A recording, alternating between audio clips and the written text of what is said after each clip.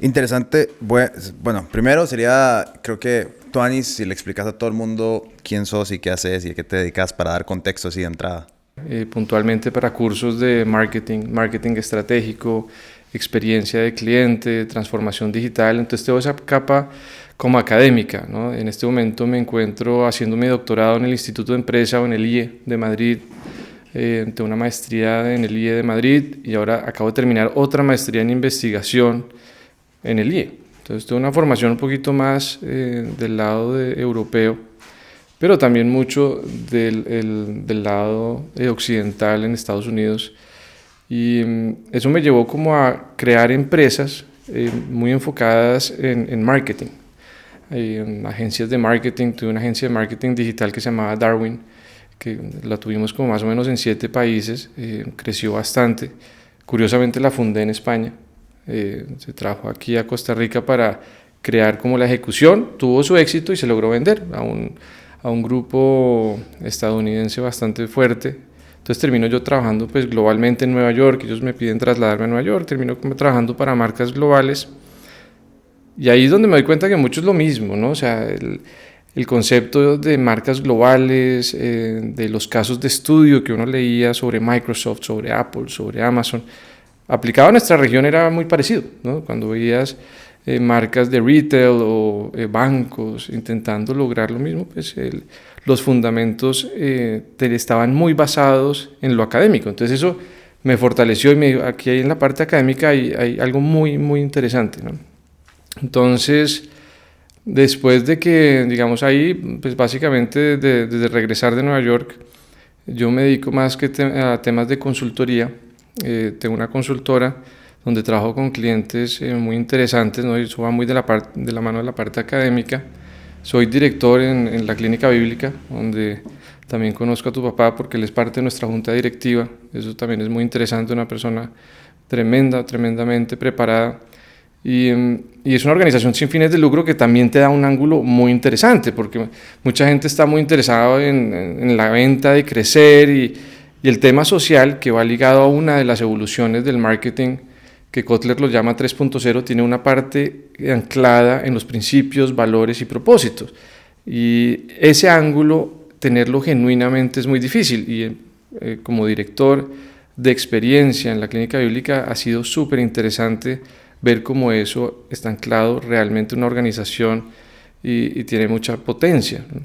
Soy miembro de varias juntas directivas, en Costa Rica y Centroamérica, puntualmente Grupo Monge, tiene presencia casi en todos los países, y Perú, en IREX, ¿cierto? Que es un tema ya más ¿cierto? De limpieza del lugar y alimentos y todo esto, una categoría muy diferente. Ahora estoy trabajando también para marcas automotrices como MG, Mercedes-Benz, camiones, Fuso, todo eso en Latinoamérica, en temas más de Customer Experience. Entonces es como para decirte, hay muchas facetas, ¿cierto? Hay muchos ángulos y al final del día, cuando uno lo llevan a estas mesas de trabajo, es para entender cómo podemos hacer crecer las empresas y cada vez hacerlas crecer más con negocios sostenibles a largo plazo, versus a una época donde yo estaba más enfocado en marketing, era la venta, ¿no? La venta inmediata y no la continuidad del valor de la vida. Entonces, eso ha sido una evolución bastante interesante y desde la perspectiva de CAE, ese rol de lo que llamamos académicamente professor by practice. Es un profesor que está activo en el mundo, tiene la parte académica, entonces logras balancear un poquito esa necesidad real que tiene el mercado de lo que está pasando en este momento y cómo hago crecer una empresa, versus el lado 100% académico donde hay alguna desconexión, ¿no? De cómo funciona eso, tal vez, ¿no? Entonces, para responderte esa pregunta es difícil de responder, pero yo estoy muy contento hoy en día. Yo tengo 44 años y en este momento pues yo veo como los diferentes ángulos o las diferentes conversaciones a las que estoy invitado y es muy divertido. Dices, o sea, más bien como que empiezas a entender. ¿Tú te acuerdas como Neo en The Matrix? Cuando empiezas a ver las balas despacio y es como, bueno, mira, qué interesante, ¿no? Cuando empiezas a ver las balas despacio y es como, mira, qué interesante. ya vas viendo un poquito como lo que está detrás de cada negocio. Creo que estamos en un momento de la era digital y en Costa Rica también que estamos viendo como que mucha gente quiere emprender. Mucha gente está buscando cómo emprender. Creo que Costa Rica está teniendo una transformación económica donde no era tan normal que la gente decidiera emprender en el país y hay de todo, ¿verdad? Desde emprendimientos gastronómicos, restaurantes, hasta marcas, empresas digitales, de todo. Pero una pregunta que todo el mundo sabe es como que ¿qué hace que una marca sea buena o mala? ¿Verdad? ¿Cómo se siente? Y yo creo que para un consumidor, ¿verdad? Es muy efímero, como esta marca se siente bien hechita y esta no tan bien. Pero cuando vos de primera instancia interactúas con la marca de alguien, ¿qué son esas cosas como que empezás a ver, ¿verdad? Como que alguien de carros escucha el motor y dice, ok, ya sé más o menos qué es lo que viene ahí. ¿Qué empezás a buscar? Exacto. El emprendedor, sobre todo el emprendedor que empieza con pocos recursos, porque cuando uno habla de estas conversaciones, yo utilizo un ejemplo que es Michael Phelps, ¿no? Que mucha gente conoce a Michael Phelps, Beijing, todo lo que logró en Beijing, pero no entiende muy bien por qué ganaba Michael Phelps. Entonces, sin quitarle mérito a su capacidad de entrenamiento, a su disciplina y todo esto, Michael Phelps nació diferente. Entonces hay emprendedores que nacen diferentes, tienen capital, conexiones, tecnología. Michael Phelps tenía los brazos 20% más largos que ¿cierto? En la proporción de un ser humano, tenía los tobillos se doblan para los dos lados, en inglés le llaman a eso double jointed. No produce ácido láctico, entonces se recupera mucho más rápido. Entonces bajo todas las condiciones él era diferente, ¿cierto? Entonces no todos los emprendedores nacen con digamos, esos beneficios, ¿no? Esos pluses. Entonces a mí me gusta mucho los emprendedores que tienen que luchársela, ¿cierto? Descifrar un poquito al inicio, porque al fin del día lo que estamos buscando es salir al mercado de forma exitosa. Queremos, tal vez, todos van a buscar algo, pero al final del día la caja registradora se tiene que mover y hay que crecer. Y entonces en esos ángulos, a nivel académico, es cierto, cuando vas a la academia a buscar conocimiento, es donde tienes que entender, ¿cómo repito un proceso? Si un emprendedor, hoy tienes tú este negocio y mañana vas a vender carros o muebles, ¿cómo pivoteas un poquito la parte de la teoría para volverlo a hacer? Ahí es donde en realidad puedes comprobar que entiendes cómo salir al mercado de forma exitosa. Entonces eso tiene muchos componentes, ¿no? Eso obviamente tiene la parte de la marca, hay gente experta en diseño de marcas, hay un feeling ahí de una marca bien hecha, pero detrás de eso claramente hay metodología y hay un saber hacer. Pero sobre todo hoy en día cuando uno ve experiencia, lo que es una experiencia con una marca, lo que estás buscando es la integralidad de todo eso, todos los puntos.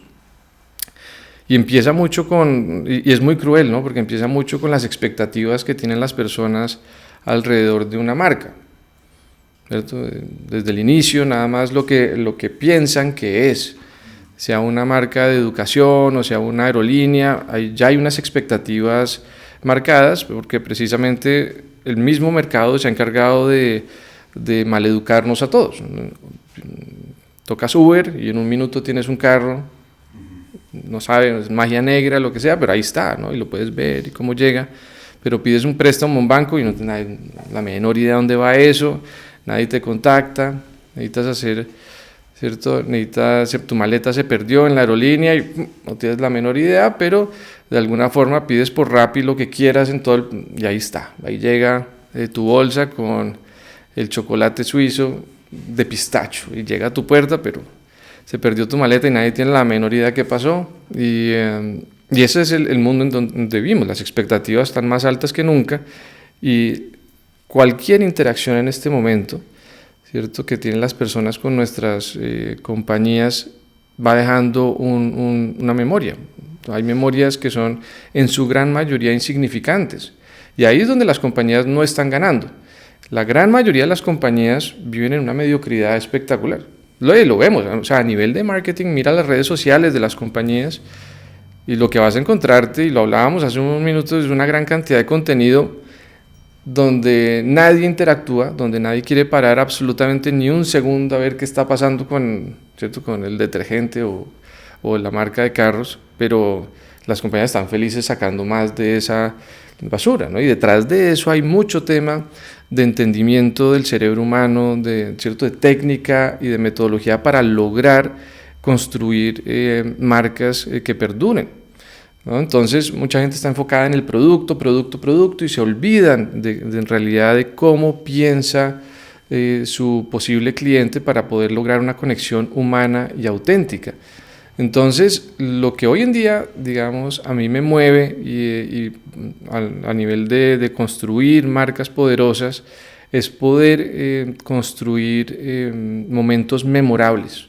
Y para eso hoy en día se necesitan líderes y gerentes que estén formados de los dos ángulos, ¿no? En la parte que diría Deming, calidad total, si no lo mido, no lo puedo administrar de alguna forma, nos decía él. Que piensen así, que eso está bien, los datos, pero que también piensen de formas más creativas y más irracionales. Al final de las conversaciones siempre termina pesando muchísimo más el pensamiento irracional y la creatividad cuando estamos hablando de marcas que están buscando salir al mercado y llamar la atención y eventualmente tienen que cumplir su promesa, no pueden simplemente no cumplirla, porque ya sabemos lo que pasa con eso. La gente nunca más vuelve a comprarles o se riega como dinamita el tema de que son una compañía que no cumple, ¿no? Entonces, yo lo vería como una integralidad, Pietro. O sea, es todo, es la marca, las expectativas, las emociones, las interacciones, ¿cierto? Y sobre todo las memorias con que quedan las personas después de que interactúan con nosotros. Y hacer eso no es fácil, no solo se trata de hacer anuncios en Google o hacer una página web bonita, y no es eso, ¿no? Y ahorita, desafortunadamente, mucha de la formación técnica está enfocada ahí, ¿cierto? Entonces hay ángulos que son mucho más potentes para construir marcas muy sólidas, ¿no? ¿Por qué pensás que de una empresa X grande... Marcas muy sólidas. ¿Por qué pensás que de una empresa X grande, ¿verdad? Donde tienen un departamento de mercadeo robusto, con un montón de gerentes de mercadeo y un montón de profesionales y un montón de diseñadores gráficos y tal, cuando terminas viendo la página de Instagram, te quedas como, ¿a quién se le ocurrió esto? O sea, ¿por qué existe esa desconexión tan fuerte entre el producto final que podemos observar todos como terceros, que tal vez estamos muy metidos en el tema de contenido digital y tal, y donde vos pensarías que un equipo grande de personas profesionales que se graduaron del tema y todo, no logran como al punto final llegarle con ese producto visualmente atractivo o interesante? Yo creo que hay varios ángulos que me he dado cuenta, y tengo un estudio, curiosamente, que es de esto de que te hablo académicamente, donde vas entendiendo mucho, ¿no? Hablamos más o menos con 500 compañías. De las 500 compañías, digamos, era el 40% nos decía: yo no tengo el talento adecuado para hacer esta transformación. Digamos, las plataformas digitales exigen más contenido, exigen una forma de hacer las cosas. Yo no tengo la gente en este momento. Tengo gente de marketing, pero no saben bien cómo hacer esto. Pero de ese, digamos, 40, que yo me atrevo a decir que es un poquito más 60, ¿sí? Bueno, mucha gente a veces en esas encuestas no te responde genuinamente, pero bueno, de eso la gente lo que nos decía es: pero sí tengo muy buena gente. Y ahí es donde yo creo que están la mayoría de las compañías. Tienen muy buen talento contratado, pero no los dejan ser. Ellos no pueden dar ese paso de irracionalidad creativa para lograr conectar con las audiencias genuinamente. Se mantienen en una zona muy segura, los niveles de experimentación son mal vistos muchas veces. ¿Cómo se le ocurre hacer eso con esta marca que hemos construido durante 40, 50, 60, 90 años? ¿Cierto? Entonces, ese mundo en donde puedes como accionar los amarra. Entonces tienes gente muy buena, donde nos dábamos cuenta en estudios, pero no tienen las herramientas. Entonces, o es gente muy buena que puede hacerlo, que no es el caso, o tienes gente muy buena que puedes recapacitar también. En el Foro Económico Mundial hay un estudio que se llama el Future of Work, Y ahí básicamente, si tú no sé si la audiencia quiere eventualmente investigarlo, todos los días, todos los años lo lanzan. Pero la tendencia fuerte es reskilling y upskilling, ¿cierto? La gente va a tener que reformar sus conocimientos o volver a aprender y agarrar pues, temas nuevos. Entonces ahí es donde está lo fuerte. Gente que es muy buena, que no la dejan moverse, y gente que no tiene las habilidades. Entonces, como líder, ¿cierto? Cuando tú entras como consultor o como líder de una organización a realmente transformar eso, tienes que vivir con esa realidad y poder retar genuinamente el status quo, para arriba y para abajo, ¿cierto? Tienes que poder gerenciar para arriba y para abajo esos cambios y lograr que exista una cultura de experimentación basada sobre método. No puedes simplemente salir a ver qué haces, ¿no? Porque eventualmente volver de los errores es muy difícil, entonces tienes que ir calculando riesgo. Pero lo curioso de esto es que la llave que abre todo eso es el conocimiento real de los clientes. Cuando metodológicamente te obsesionas por quiénes son tus clientes y vas entendiendo cómo crear para ellos, ahí está la llave. Pero mucha gente, tú vas y dices, bueno, muéstreme los perfiles de sus clientes basados en datos reales, no existen. Más o menos los conocen, todo el mundo más o menos cree, pero ahí es donde están los problemas estructurales iniciales grandes. Pero eventualmente, en inglés hay un dicho que dice, where the rubber hits the ground. Cuando ya hay que ejecutar esa creatividad y todo eso, ahí es donde los equipos les está costando mucho. ¿Por qué? Porque las tendencias cambian muy rápido, las plataformas están cambiando rápido, los algoritmos cambian rápido y son equipos que vienen de un mundo que no era rápido, ¿sí? Facebook era rápido, pero ahora es más rápido y digamos todas las tendencias cambian pues con ángulos muy curiosos, ¿no? Los famosos hooks, ¿no?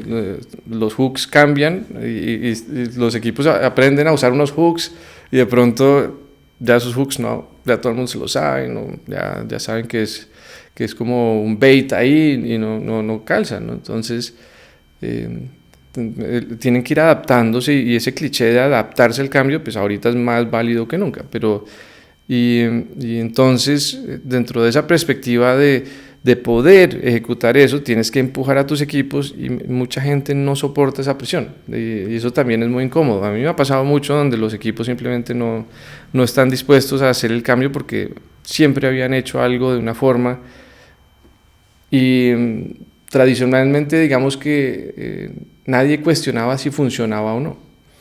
Pero ahora, ¿cierto? Las mediciones y las atribuciones al éxito porque estés haciendo algo o no es cada vez más fácil. Entonces, uno también está en la capacidad de exigirle más a sus equipos y cuando funciona, yo sí te puedo decir, los resultados son espectaculares. Y cuando no funciona, pues no pasa nada porque nadie había hecho nada, entonces mientras saquemos más contenido, todo el mundo está contento, ¿no?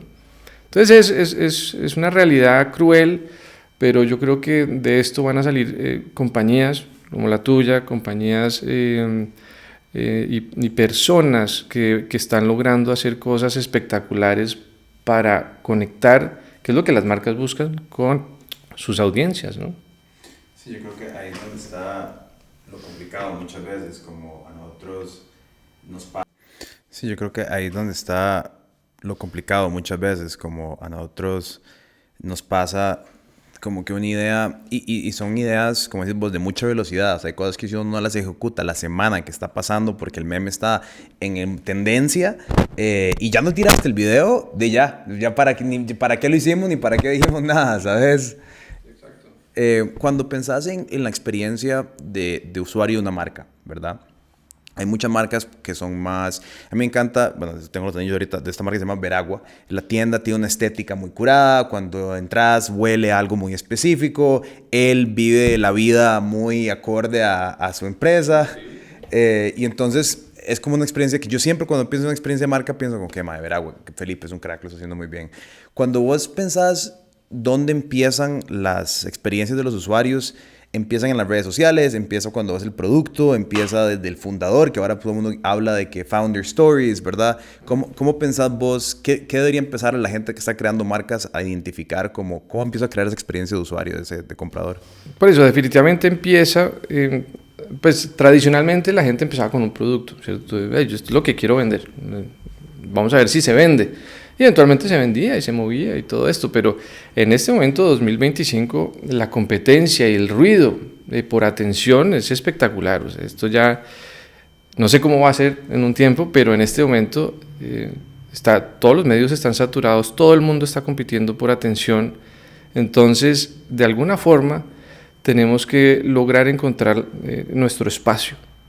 Y ese espacio, metodológicamente, ¿cierto? Si vamos otra vez a cómo hacerlo, la respuesta está en las personas, ¿cierto? A las audiencias que tú quieres llegar, a la gente que quieres conectar y empezar a través de eso a diseñar al revés, ¿no? Partes de ahí y empiezas a diseñar, que ese modelo se ha utilizado mucho, pero yo creo que es un modelo exitoso y obviamente es centrado en el cliente. Entonces es uno de los modelos que en este momento las compañías están intentando interiorizar a nivel de cultura y de sus organizaciones, cómo realmente tienen una cultura de diseño centrado en el cliente. Y a partir de ahí empiezas a encontrar pues, diferentes llaves, cómo es el branding. Entonces empiezas ahí, cómo es la marca, cómo son en nuestra experiencia en tiendas físicas o en espacios propios que sean compatibles con eso. Dependiendo del tipo de persona que tú le hables, todo eso va a cambiar. Y tiene que ser compatible. El otro día hablábamos con una marca de hiperlujo donde al final lo que habían entendido al hablar con los clientes y al diseñar sus experiencias es que lo único que ese cliente de hiperlujo quería era llegar y sentirse con ambientes familiares, ¿verdad? Con cosas familiares, para él, como un ambiente casi, sea lo que sea para ellos familiar, ¿no? También, eso quiere decir, pero no querían cosas over the top, ¿cierto? Querían sentir que era familiar, ¿no? De texturas, colores, aromas, temperatura, todos esos tangibles en el espacio, ¿cierto? Pero no querían cosas que fueran un poquito tan estrambóticas, que mucha gente confunde eso. Entonces, no, deberíamos tener una pantalla de 300 pulgadas aquí y deberíamos tener cigarrillos cubanos para todo el mundo y eso a veces no es, a veces es como la familiaridad. Entonces, tú vas a modelos y esto está muy visto, ¿no? Por ejemplo, ese modelo es el modelo del Ritz-Carlton. Por ejemplo, el Ritz-Carlton siendo hoy, pues sigue siendo una marca de hiperlujo, ¿cierto? Hoy en día pertenece a Marriott, pero el esquema de ellos es damas y caballeros sirviendo damas y caballeros. Entonces utilizan ese modelo en donde el servicio es de tú a tú. Tú con quien quiera que estés hablando en el hotel está empoderado a servirte por $2,000. Pueden tomar decisiones hasta por $2,000 para asegurarte de que tú estés contento con tu experiencia, ¿no? Entonces ese es un modelo. Pero ahí está el modelo de Disney, está el modelo de Amazon, está el modelo de Apple, el de Zappos, donde de cada uno académicamente puedes aprender a diseñar tu experiencia. Y todo, digamos, está basado mucho en entender al cliente y ese viaje del cliente y cómo en los puntos de contacto vas creando memorias, ojalá muy potentes, ¿cierto? Entonces, para Veragua, en tu caso, pues no sé cómo lo haya hecho él, ¿no? Pero sin duda ha hecho algo bien.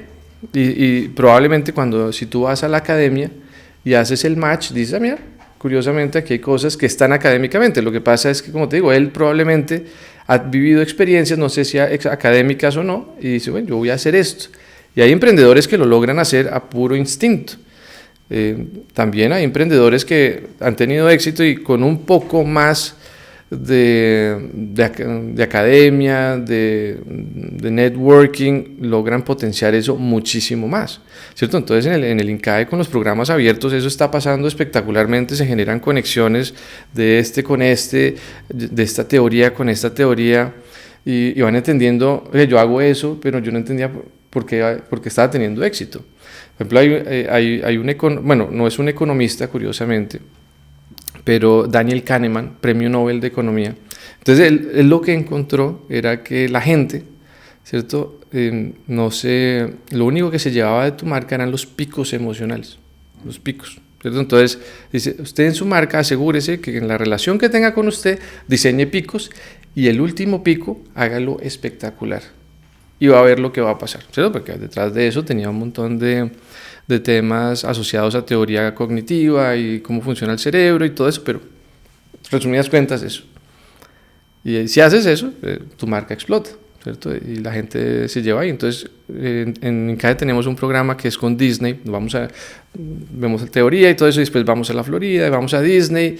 Y entonces, como es un día en Disney, es 80% de hacer filas, mala comida, niños llorando, llueve, sol, llueve. Es un día en Disney. A las 10 de la noche, Kahneman, teoría aplicada, te hacen un show de luces, música, sale Mickey Mouse bailando y la gente sale de ahí. ¿Volvemos el próximo año? No, ¿sí? ¿Ahorramos otros $10,000 y volvemos? ¿Cierto? Es pura teoría, pero tú dirías, ¿por qué? Pero está ahí, está académicamente comprobado cómo hacerlo y cómo generar impacto. Eso es, ¿cierto?, lo que buscamos un poquito en ese balance de la aplicabilidad de la academia en esto. Y así hay teorías espectaculares que tu amigo de Veragua, si conociera, cogería su negocio y probablemente, ¡boom!, explota, pero por sustento en temas teóricos, ¿no? Pero claramente hay emprendedores que saben lo que están haciendo y tienen un feeling del mercado espectacular. Pero eso no quita, ¿cierto?, el hecho de que detrás de cada negocio haya mucho más que se puede explotar.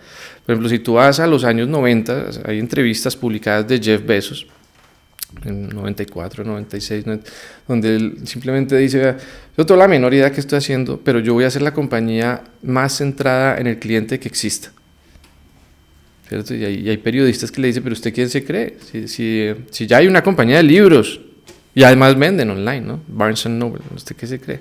Así el periodista, hay una entrevista muy buena en el 99, donde a él le dicen, pero usted, ¿cierto?, pero en el .com, en esa época estaban explotando todas las compañías .com, y muchas fracasaron, de ahí quedaron eBay, Amazon, y PayPal y pocas más. Pero el entrevistador, como estaban explotando, tenía mucho ángulo para decirle cosas, y le decía, pero ¿por qué es tan prepotente usted creer que puede competir con Walmart y ¿cierto?, y con todos estos grandes ya establecidos en el mercado, ¿no? Circuit City, los Best Buy y todo esto? Y le dice, no, yo simplemente él seguía con su discurso centrado en el cliente, decía, yo simplemente estoy creando un modelo centrado en el cliente con el cual me puedo equivocar perfectamente.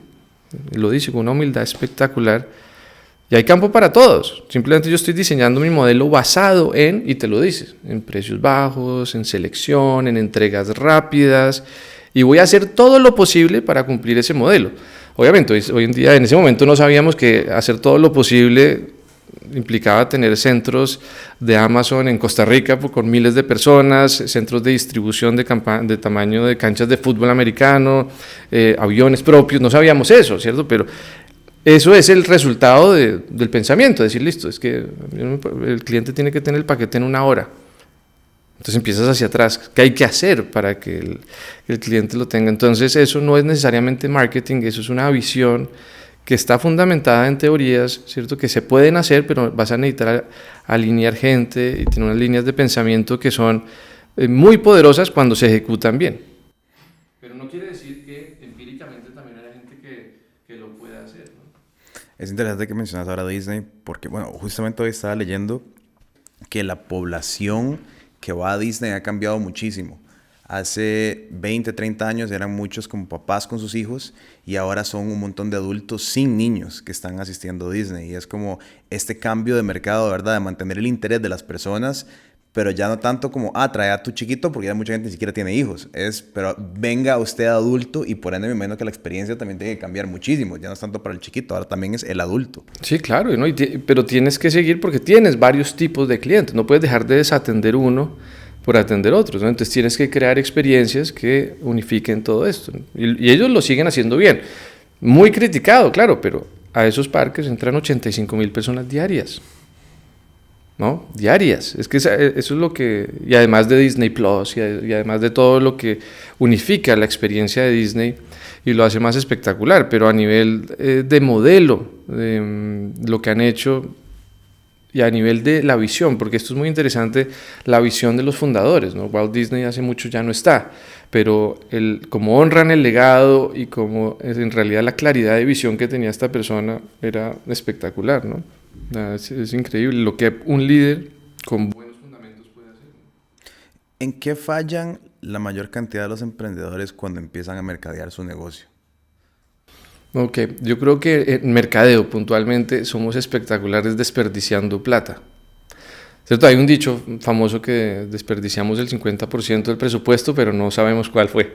No sabemos cuál del 50% fue. ¿Cierto? Pero yo creo que el error más grande es no saber quién es nuestro cliente. Y la regla número 1 del marketing es que nosotros no somos nuestro cliente. ¿Cierto? Entonces mucha gente parte de sus negocios creyendo que ellos son el cliente y que saben cómo atender a su cliente y cómo salir al mercado de forma exitosa creyendo que ellos son el cliente. Y la regla número 1 es vaya, hable con su cliente, asegúrese de salir, hablar con ellos, capturar datos y al final lo que yo le digo a los estudiantes es, con eso lo único que van a lograr es minimizar el riesgo de un fracaso al momento de salir al mercado. Es un ejercicio de precisión, ¿cierto? De cómo realmente vas a intentar conectar con ellos. Entonces hay gente que ahí ya en la ejecución logra hacerlo y hay gente que es terrible, tiene todos los datos, sabe muy bien todo y en la ejecución, mira, no quedó como muy bien, ¿eh? ¿Cierto? Y hay veces y hay mercados tan mal atendidos que la ejecución es terrible y aún así es espectacular el resultado porque el mercado estaba tan mal atendido que necesitaba lo mínimo para transferirse, ¿no? Entonces, ese es el juego, pero como te digo, la llave está en conocimiento del cliente. El cliente es el que te da la razón de los movimientos que eventualmente deberías hacer y ahí es donde va a primar la ejecución. ¿Qué pensás de estos rebrandings drásticos que se están dando? Por ejemplo, Jaguar, ¿verdad? Este año agarran y, bueno, creo que fue este año o el año pasado, que cambiaron todo su ideal de este legacy British, ¿verdad? Motor Company y ahora son, ¿verdad? Pues trataron de irse súper colores y súper moderno y cambiaron el diseño de los carros. ¿Te parece que tiene sentido que esos rebrandings tal vez pasan demasiado? Porque hay muchas compañías que tal vez están viendo la era digital y más bien entrando en pánico y yéndose para otro lado. O sea, una marca como Jaguar, y aquí volviendo, a mí me gusta el tema porque no es un tema caprichoso, es un tema de liderazgo. Hubo un líder que aprobó y solicitó estos cambios, contrató el proveedor. Todos en la industria sabemos que cualquier cosa de esta escala, los niveles de aprobación y las rondas de aprobación para que algo así suceda, tienen que ser espectaculares, ¿no? Hoy en día, si tú vas, muchos le están apuntando a la agencia, eso ha pasado mucho, ¿cierto? Si tú vas a los casos más recientes de fracaso, todos le apuntan a la agencia, no fue culpa de la agencia, pero todos sabemos que eso no sucede así, ¿no? Entonces aquí es un tema importante, el liderazgo, un liderazgo que no entiende lo que una marca es para sus clientes. O sea, Jaguar, si bien no era un líder de mercado, es una marca potente, es una marca que claramente le habla a alguien, ¿cierto? Y ese alguien claramente no era ese target, ¿cierto? Entonces, obviamente pasaron yo no me acuerdo si los números son 20 carros, lo que vendieron últimamente, 40 carros, que eso es un fracaso espectacular, porque si tú ves de nuevo, la definición es salir al mercado de forma rentable. Y para eso hay técnicas espectaculares, más, menos. El mismo Tesla muy criticado, ¿no? No sé si recuerdas el lanzamiento del Cybertruck. Ya fue hace unos años, ¿cierto? El lanzamiento del Cybertruck, pero ¿qué recuerdas del lanzamiento? La bola que destruyó la ventana inmediatamente. Entonces, cuando tú vas a la academia, a la metodología, hay una de las metodologías que se llama Human to Human, ¿cierto? Entonces, dentro de esa metodología habla mucho sobre la humanización de la marca y ser vulnerable. Los humanos que cometemos mucho, errores. Hoy en día sabemos que ese vidrio es ultra blindado y no se rompe con absolutamente nada, ¿no? Y en ese momento, curiosamente, parte del contexto aquí, sin alargarnos mucho en ese tema, Tesla no invertía en medios pagos. todo lo catapultaba con lo que llamamos earned media, o medios ganados, o publicity, ¿cierto? Un poquito, que no es pagado, pero obviamente si es noticioso, los medios lo agarran como dinamita.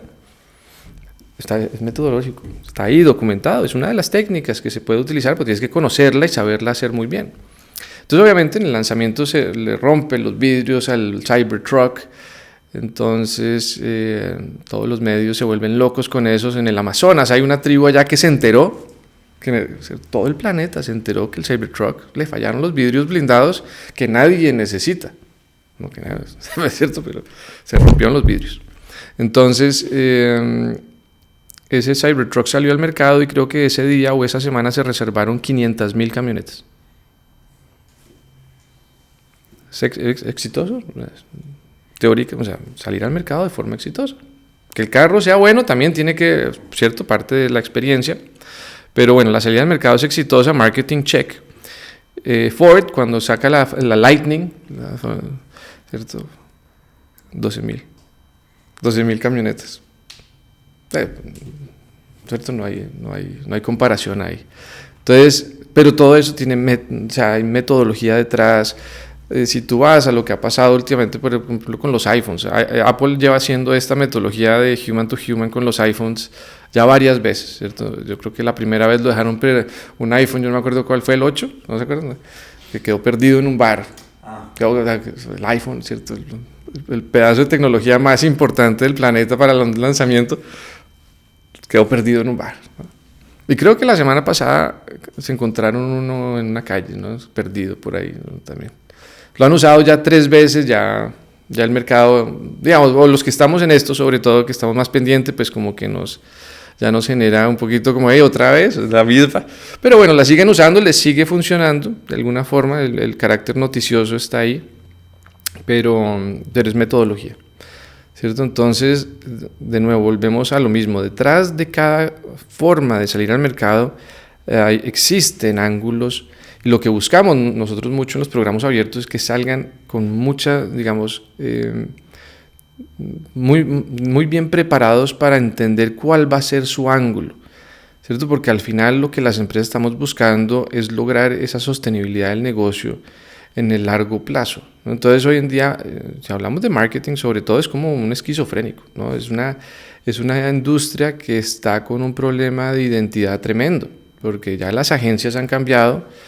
Usted es una agencia, pero usted es una agencia, ¿no? Usted es un medio de contenido, pero hay agencias tradicionales que cuando estaba en el mundo me decían, oiga, a mí me llamaban, usted no puede hacer eso, usted no es una agencia de medios. ¿Cómo así? A mí qué me importa, ¿no? Y entonces empiezan a solapar todas estas actividades de contenido, de creatividad, de medios, de relaciones públicas, de hackear el sistema, ¿cierto? De hacer guerrilla. Entonces, ¿qué eres, no? Entonces es complicado, es un poquito de esquizofrenia ahí y hay que entender muy bien cómo equilibrar todo eso para lograr esa sincronía de tu marca, porque también una marca como Jaguar, que habla de un momento de aristocracia, del British Green, ¿no? Entonces, de pronto estás hablando de carros rosados, el público no lo toma bien, ¿no? Y eso pasó con Bud Light hace poco, y ha pasado con marcas de lujo, que hay una marca de lujo que a mí no me gusta mencionar para que nadie ni la considere, pero también pasó, ¿no? Con el tema de los niños. Entonces pasa todo el tiempo decisiones muy mal tomadas, y eso viene desde el liderazgo. Y obviamente nosotros en Incaya lo que estamos formando son líderes. Ese es nuestro ángulo. Nosotros no estamos en programas de bachillerato o en el undergrad. Nosotros estamos formando líderes empresariales y sobre todo en la región. Entonces nos gusta tener esa conversación sobre las implicaciones del liderazgo. Un líder cambia, ¿cierto? Para bien o para mal una organización. Entonces, ese pensamiento de toda la publicidad, buena publicidad, claramente no termina siendo cierto. No, eso no es cierto. Eso es un poquito, esa es una visión muy limitada, ¿cierto? Hay marcas, hay muchísimos casos de estudio vistos por esto, donde las pérdidas son espectaculares y nunca vuelves de ahí. ¿cierto? O probablemente termina siendo comprado por un conglomerado chino y pasas a la historia como el líder que hizo eso, con una de las marcas más queridas del Reino Unido, ¿no? Como ya, o sea, ya, por ejemplo, ves Land Rover pertenece a Tata, ¿no? Aston Martin pertenece a, creo que a Tata también, MG está con Geely, ¿no? Ahora, pues, Jaguar ya está a un paso de ahí. Entonces, son decisiones que cuestan mucho. Entonces, ¿cierto? En esto hay que balancear mucho las emociones de los hechos, de lo que, en realidad lo que hay que hacer. Y a los líderes, sobre todo a los líderes, bueno, les pagan muy bien por tomar muy pocas decisiones. Es curioso, eso también es curioso. Cuando vas viendo un poquito de esto, hay que saber cuáles son las decisiones que hay que tomar. Y para eso necesitas ver un poquito el panorama muy claro y tener mucha claridad sobre cuál es el panorama, porque, de nuevo, también hay tanto ruido. Y yo no quiero saber para los líderes jóvenes que están un poquito más conectados a redes sociales, donde uno va viendo gente hablando de todos, no, es que esto es lo que hay que hacer, Yados, ¿no? Tienes un montón de gente que tiene un montón de programas y cursitos y cosas, y con esto te vas a hacer rico, y no, tienes que comprar es Bitcoin. Entonces hay una confusión tan grande de qué es lo que hay que hacer, ¿no?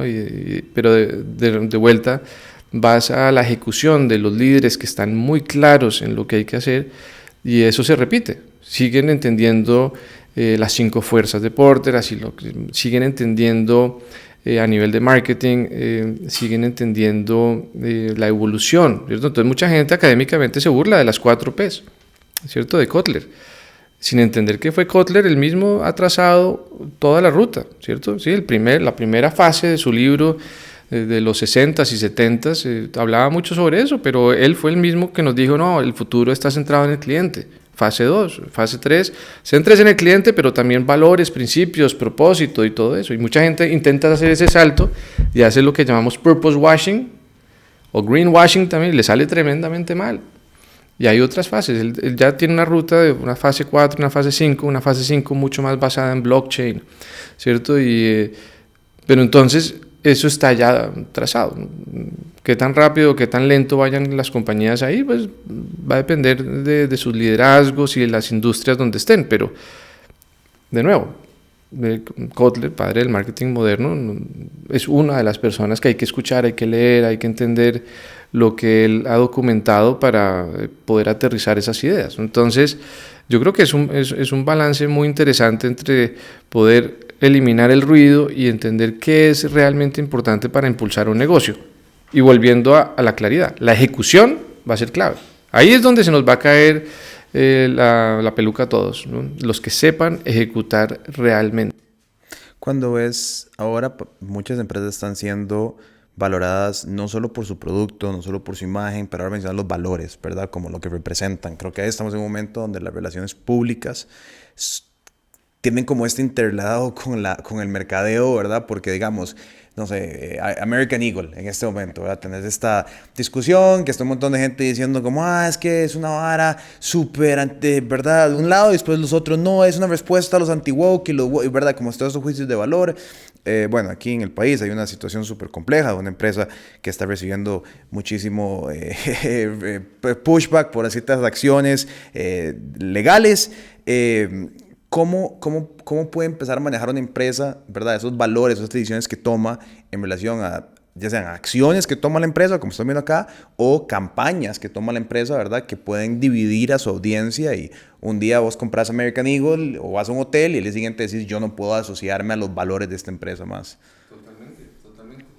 La gente, en gran medida, y cada vez lo estamos notando más, esto no es nuevo, pero la gente quiere saber las compañías que representan. Y eso no cambia, ¿no?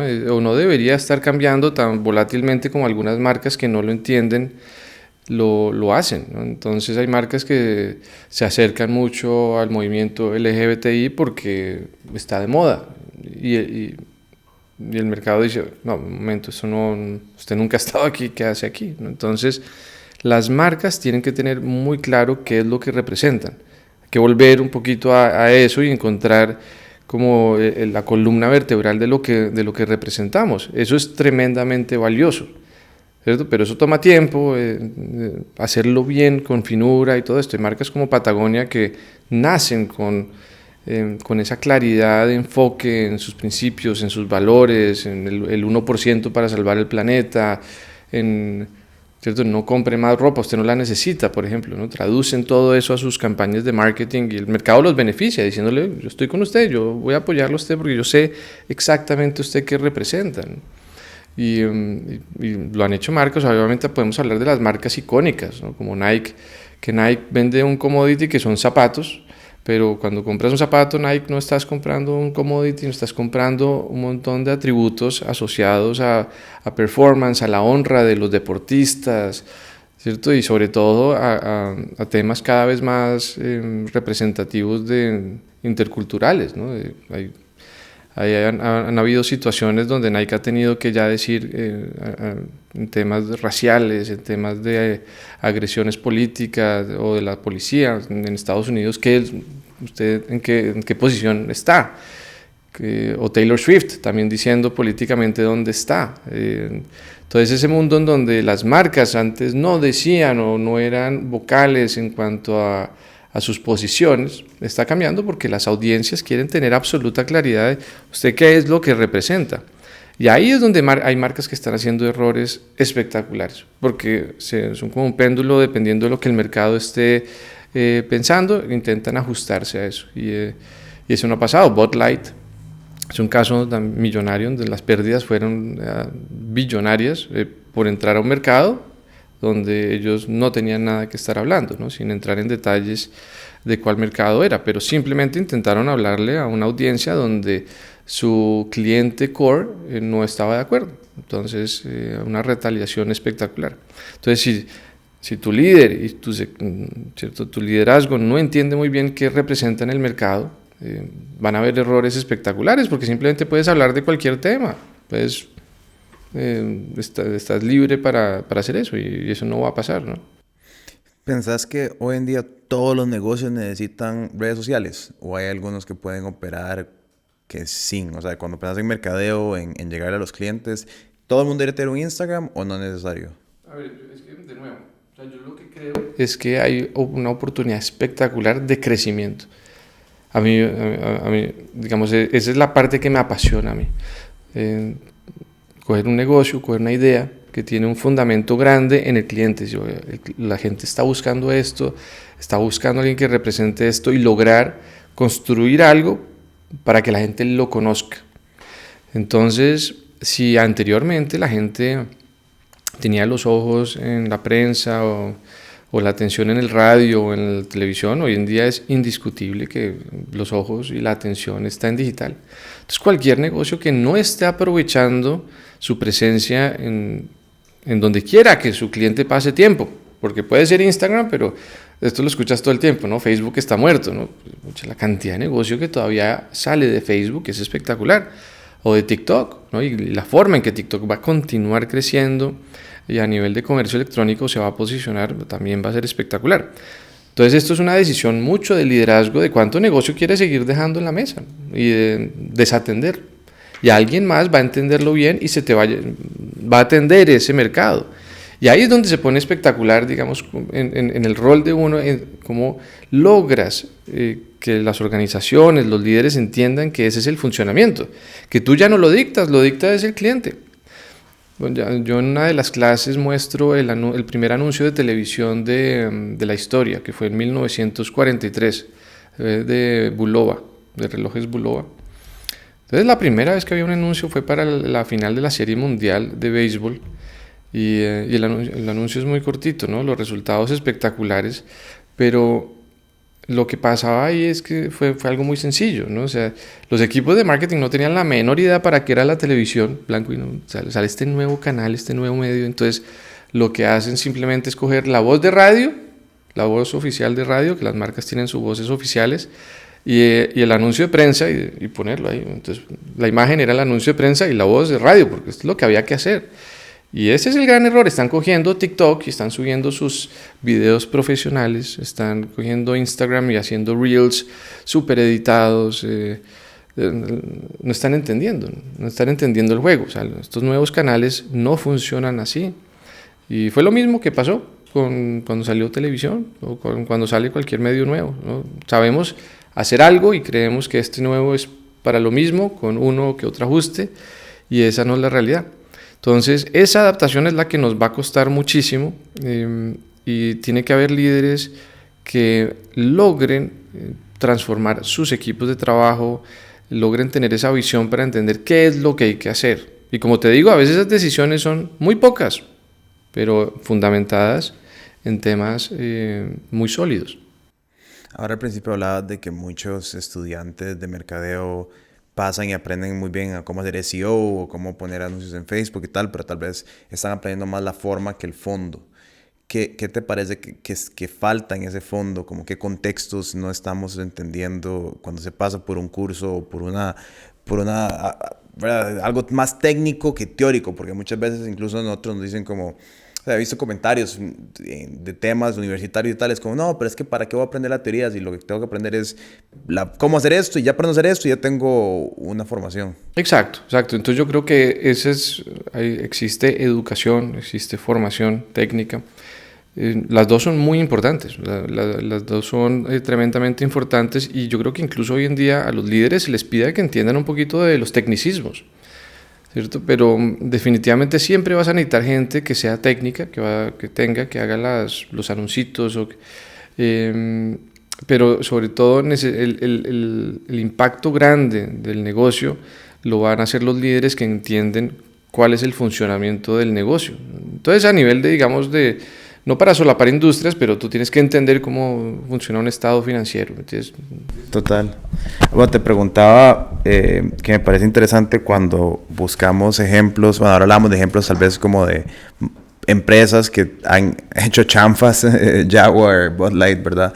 Pero cuando pensás en ejemplos exitosos de experiencia del cliente o experiencias exitosas de marcas que han logrado formar una buena relación con sus consumidores, ¿a quién buscas o qué te parece que la gente pueda entender? A mí me encanta, digamos, siempre, digamos, académicamente uno menciona o trabaja unos estilos, ¿cierto? De Customer Experience. Yo lo llamo estilos, ¿no? Pero son diferentes metodologías que están probadas, ¿no? Entonces, el modelo Disney, que es un modelo de 5 llaves, a mí me encanta, por ejemplo, ese modelo porque trata muchos ángulos. Uno de los ángulos fuertes de ellos es la teatralidad de todo lo que hacen, ¿no? Una tienda no puede ser un cubito de vidrio, una tienda es un castillo con princesas y todo lo que sea.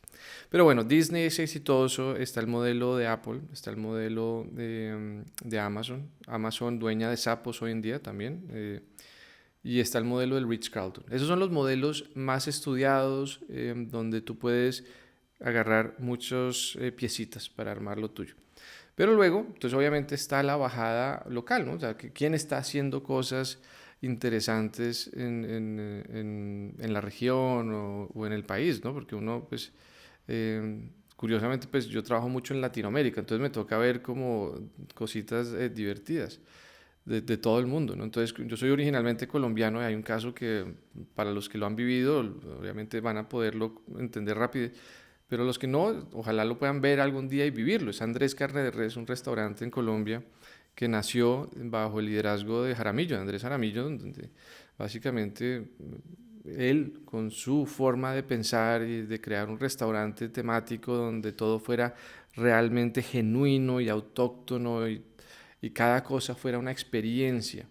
Entonces, él de forma brillante, como te digo, como emprendedor empírico, entendió que cada punto de contacto valía. Entonces estamos hablando de cada punto de contacto. El orinal es un orinal espectacular. Entonces, la llave que te lavas las manos es rara. Donde te traen la cuenta es rara. ¿Cierto? El plato donde te sirven es raro. La mesa donde te sirves es irracional, no está llena de cosas y parafernalia. ¿Cierto? Los shows dentro del restaurante, la comida, punto de contacto al que vas, es espectacular, ¿no?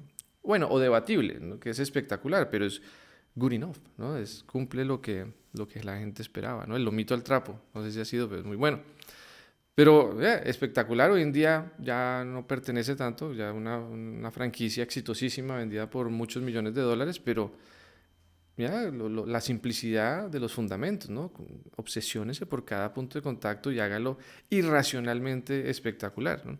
Entonces, obviamente, de ahí se desprenden muchos casos. Por ejemplo, en Latinoamérica, ahora un caso que es muy discutido es el de Nubank, ¿no? David Vélez, que de hecho tiene mucho arraigo en Costa Rica y todo esto, pero si cuando tú escuchas y a David, él habla de su experiencia abriendo una cuenta de banco en Brasil, ¿no? Que llegó al banco, puertas blindadas, guarda de seguridad, 10.000 papeles para llenar. Y en base a esos fundamentos dicen, no, yo voy a hacer algo mucho más ágil y una experiencia mucho más enriquecedora. Entonces, o sea, este es un caso de donde la tecnología, los procesos, las personas están cambiando toda una industria, ¿no? Y ahora con la entrada a Brasil y su próxima entrada a Estados Unidos, eso va a ser un caso muy, muy grande. Entonces, tienes como estos casos repartidos por ahí, pero un caso que a mí me gusta como resaltar mucho es el pensamiento en pequeño, ¿cierto? Ese pensamiento de la experiencia realmente enriquecedora de una cafetería de barrio, por así decirlo, ¿no? Donde ustedes lo ven, donde ustedes han creado una relación humana y ustedes en el momento que entran te saludan genuinamente. Te saludan genuinamente por tu nombre, te preguntan por tu hija, saben qué vas a pedir, ¿no? Y en los mejores casos hasta te sientan en el lugar que te gusta, ¿no? Obviamente, pues eso no es el día a día hoy en día con la movilidad que tenemos, pero eso es lo ideal. ¿Cómo pensamos así y dónde generamos esas conexiones auténticas donde la gente se sienta realmente atendida de una forma genuina y no que simplemente eres una transacción para seguir, ¿no? O sea, por ejemplo, vemos la industria automotriz, donde estudias el caso y vas paso por paso y todo lo que tiene que ocurrir para que un muchacho joven compre su primer carro, sale el crédito, prendario, todo perfecto, nunca vuelves a saber del banco, ¿cierto? Tuvieron muchos momentos para conversar, compartieron muchas cosas, pero eh, se entrega ese crédito y se desaparece la persona, te entregan el carro, prendes el carro y ¿qué pasa? ¿Cómo? Sí, al muchacho le acaban de entregar su carro en el concesionario, Ajá. ¿qué es lo prende y qué pasa? Dice, ¿pierde la magia o...? El tanque vacío. Ah, el tanque vacío, ya te entendí. Escuche, tanque vacío, que la luz se prende o que casi se va a prender. Entonces o sea, es un pensamiento en donde, no, es que un tanque de gasolina, si multiplicamos por tantos carros, Claro. ¿cierto? Es un pensamiento muy financiero y no están entendiendo que el negocio no está ahí, el negocio está en realidad en la conexión y que eso va a generar una conexión a largo plazo mucho más potente que un tanque de gasolina, pero así siguen pensando muchas empresas. Entonces, hay mucha gente que sigue pensando así, pero muchas de las invitaciones piensen en esa relación muy genuina. Nosotros, por ejemplo, en la clínica bíblica tenemos, o sea, siendo un hospital donde nadie quiere ir a un hospital, seamos claros, o sea, pero ¿a quién quiere ir? Entonces, tienes que lograr construir un ambiente en donde exista felicidad, exista tranquilidad, exista sobre todo seguridad. En un ambiente en donde todos sabemos que el sistema de salud está colapsado, en donde la salud es costosa. Entonces, ¿cómo logras hacer eso? ¿Y cómo vas insertando los puntos de contacto en una industria donde el talento también tiene altísima rotación y, y el servicio tiene que ser impecable, ¿no? Todos esos puntos de contacto tienen que ser impecables, pero también tienes que generar memorias. Entonces, por ejemplo, yo no sé si tú has ido a la clínica bíblica, pero hoy en día si vas al hospital, ¿cierto? Que se fundó hace ya 96 años, la planta antigua que llamamos, está totalmente remodelado, está impecable, y hay una cafetería espectacular abajo, y hay un jardín hoy en día espectacular con un árbol de cerezas, cherry tree, un río, un puente, que la gente no se espera eso, ¿qué es esto? Porque qué raro, y es un mensaje bonito. Entregamos peluches a los niños los viernes, paraguas a la gente, ¿cierto? Cuando está lloviendo. Tenemos anfitriones que ayudan a la gente a llevar las cosas a sus citas y preguntarles si necesita algo mientras tanto. Y hemos intentado que ese proceso sea repetible para poder, sobre todo en momentos donde va a haber muchísima fricción, donde vas a tener malas noticias, donde vas a tener que comprar medicamentos probablemente, donde vas a necesitar exámenes y vas a tener que esperar porque las filas son largas en los sistemas de salud, tengas momentos donde lo que normalmente esperabas lo hagamos un poquito mejor. Por ejemplo, estás en la sala de espera y pasa un carrito de café. Es una señora súper amable, súper empática, genuinamente, no porque haya sido entrenada para que haga eso. Además de que ha sido entrenada, es genuinamente empática. Y entonces estás ahí en la sala de espera, todo está saliendo bien, pero además te dice un cafecito, galletitas, sin gluten, con gluten. Es un detalle, ¿cierto? Que es un detalle, lo llamamos metodológicamente de performance. Estás haciendo lo mismo, lo estás haciendo un poquito mejor. Y después, obviamente, tenemos deleitadores, donde, bueno, está lloviendo, está saliendo del hospital, tome una sombrilla, ¿no? O tome el parqueo gratis. Y cómo logras generar esos momentos donde se generan esas memorias. Y normalmente eso no está asociado necesariamente solo a cosas. También está, en gran parte está asociado a intangibles humanos, donde la gente sea muy buena. Entonces yo estoy muy orgulloso porque la clínica bíblica, por ejemplo, a nivel de NPS, Net Promoter Score y CSAT, Customer Satisfaction y Customer Effort Score, tenemos métricas altísimas, tenemos de satisfacción en momentos donde no necesariamente las cosas son las mejores. Imagínate el área de emergencias, ¿no? Entonces ahora tenemos una mascota que se llama Curita, es un osito, es un peluche, que tiene una historia divertidísima porque yo le encargo al equipo de diseño que haga unos personajes. Nosotros tenemos hoy en día, creo que son 5 personajes, tenemos en maternidad un osito, tenemos un conejito, tenemos un unicornio, después en pediatría tenemos un T-Rex, ahí van 4, y tenemos el de emergencias, ¿no? Entonces, tal vez, y entonces el diseñador seguro encuentra unos ositos que le gustan y ya, se volvieron los personajes. Yo pensé que los habían hecho. Entonces, eventualmente mandamos a hacer los peluchitos en China y encontramos una fábrica muy buena. Y el de la fábrica me dice, pero este peluche yo ya lo hice. Es el peluche de IKEA. Entonces, hoy en día, Curita, que es el peluche oficial nuestro, gracias a Dios no está patentado y no hay nada ahí, simplemente es un peluche funky, pero es el mismo peluche que IKEA vende. Nosotros lo regalamos y se llama Curita y la gente está fascinada con, ¿cierto? Que el peluche y toda la sincronicidad de la historia. Si tú lo ves en las vallas exteriores, en los ads y todo eso, él está herido, está lastimado. Tiene una heridita ahí, pero cuando te lo entregan en emergencias, él ya no tiene eso. Y la historia es porque ya está curado. Ya, y estos son detalles, son cosas que deleitan un poquito, pero es gratis, o sea, ¿no? Sí, ¿no?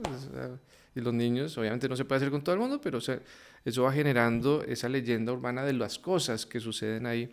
Entonces es una historia bonita de cosas que estamos haciendo y con marcas automotrices también intentando que los momentos, por ejemplo, marcas como Mercedes-Benz, que son marcas tan premium, ¿cierto? Las expectativas tan altas, donde te digo que ahí lo que la gente no busca a veces es, de las cosas que hemos descubierto ahí, no es que la gente no busca el sobrelujo, sino busca esa familiaridad de ambiente.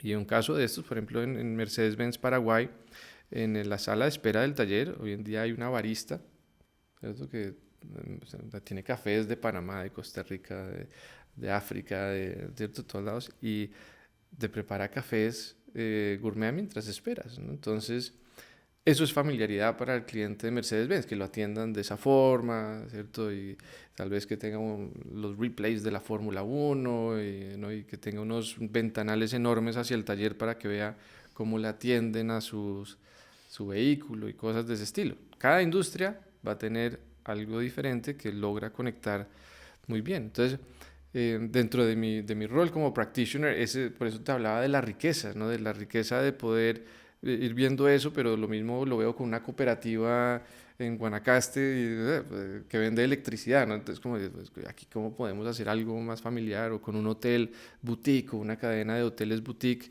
que empiecen a decir, nosotros hacemos algo parecido al Ritz-Carlton, ¿no? Y entonces cómo les metes a los empleados de un hotel boutique que cualquier problema que tenga un cliente lo tienen que resolver porque es su problema, no es problema del gerente o del dueño del hotel, es su problema. Entonces, ver cómo lo resuelve, ¿no? Entonces, ¿cómo los pones a prueba? Mandas incógnitos, a que generen situaciones súper bizarras y súper incómodas para ver hasta dónde llegan, ¿no? Entonces, el otro día, por ejemplo, estábamos en un hotel, no puedo decir el hotel, pero es un hotel en Tortuguero, ¿cierto? De lujo. Y entonces, ¿cómo hacíamos un tema para probar hasta dónde estaban dispuestos a llegar, ¿no? Entonces, se me quedó mi shampoo, tal shampoo, un shampoo especial para estos que utilizan las mujeres para que el pelo no tenga, entonces, y todo el alboroto y todo esto, a ver hasta dónde llegaban. Y pasaron la prueba, en ese caso no consiguieron las botellas, pero consiguieron unos sachets, que son unos sobrecitos del champú. Pero para los que no saben, la audiencia, Tortuguero es muy recóndito. Hay que entrar en lanchas y hay que entrar y todo eso, pero un cliente premium va a esperar eso, que le solucionen eso. Al final lo que la gente quiere tener es éxito. Como, ay, se me quedó esto, o se me quedó un vestido año, y soy talla XL. Entonces, ¿cómo haces? Tenemos un caso lindísimo de una cliente que quería regresarse con una falda, para sentirse más cómoda, quería una falda. Y la señora, pues, entonces conseguirle el sastre que le hiciera la falda y todo eso, y a la fecha hoy la señora manda fotos, vive en Australia y manda fotos de sus viajes porque genera una conexión con el personal y les manda historias, ¿me entiendes? Entonces, todo esto al final del día es lo que convierte la industria de la experiencia en algo tan bonito, porque estás logrando construir momentos genuinamente, ojalá genuinamente memorables, ¿no? Y por último, para terminar, bueno, obviamente te voy a preguntar del programa, pero si alguien quiere buscar recursos para informarse de todas estas prácticas y qué está pasando, y qué le recomiendas, libros, podcasts, porque como decía, hablábamos ahora, estamos en un mar de información donde todo el mundo te quiere vender un curso de 10 semanas para hacerte viral y no necesariamente, no necesariamente todos son súper útiles. Totalmente, mira, para ser reales, si ustedes ven hoy en día, con todo lo que tenemos a mano, hay muchas herramientas para aprender. O sea, yo creo que prácticamente cualquier persona que quiera aprender tiene YouTube, tiene cualquier cantidad de sistemas, de aplicaciones que resumen libros y te los entregan, o los libros, ¿no? Entonces, lo que pasa es que mucha de la gente no sabe que muchos de los libros están basados, normalmente a veces, los mejores o buenos libros en experiencias o investigaciones académicas, que como estos investigadores están más detrás, no están basados en hacer libros, ellos están investigando. Entonces muchos autores, curiosamente, toman estas investigaciones y los convierten en libros. No quiere decir que no lean libros, ¿no? Sino que hay cosas que están, como decimos en inglés, watered down en los libros, están un poquito aguadas en los libros para hacerlos más comerciales. Entonces, hay libros muy buenos, eso no le quita el tema, pero cuando tú vas a investigar casos y vas a investigar literatura un poquito más académica, lo que quieres es llegar al core de las cosas basadas en las hipótesis o basadas en las investigaciones de alguna gente, ¿no? Entonces, ese es un punto. Entonces, hay Google tiene Google Scholar, por ejemplo, para los que no conozcan, ahí pueden buscar artículos académicos para que entiendan la complejidad de gente que ha dedicado años a encontrar una teoría o una hipótesis o algo que se valide. Entonces ahí está, ¿no? Ese es el mundo que hay que contrarrestar ahí. Pero definitivamente hay muchos podcasts, hay muchos webinars, para el que quiera estar ahí como en el NOVA. Yo creo que definitivamente el tema de la educación continua, no solo en INCAE, sino las mejores universidades del mundo están continuamente invitando y rediseñando programas que atacan diferentes necesidades de la industria. Entonces, yo creo que hay que balancear un poquito de eso. Definitivamente hay que tener mucho cuidado es dónde haces las inversiones, ¿no? Porque escucha uno unas historias pues que son complicadas, ¿no? Y al final del día, también mucho del rol de la academia es que tengas un impacto en tu vida personal y profesional que trascienda, ¿no?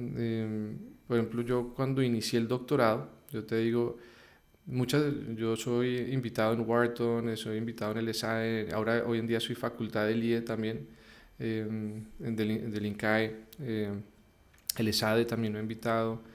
Y entonces la presión ya para la parte académica de tener un doctorado. Entonces yo, wow, yo vengo de ser emprendedor, como te digo, he fundado empresas, las he logrado vender, todo este tema, y consultor, me va bien, un doctorado. Entonces empiezo el doctorado y empieza toda esta carga académica, todos estos papers, que no supe, te digo, genuinamente valorar al inicio tanto.